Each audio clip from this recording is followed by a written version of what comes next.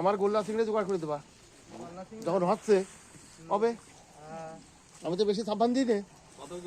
হ্যাঁ 1000 পিস। এবার সেকে সব জল ফল করি।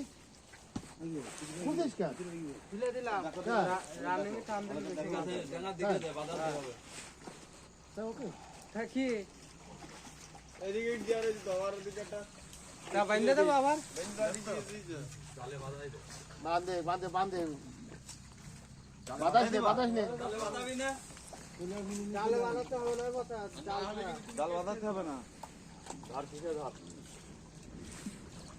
ওই পাশে মাছ বেশি উঠবে। ওই পাশে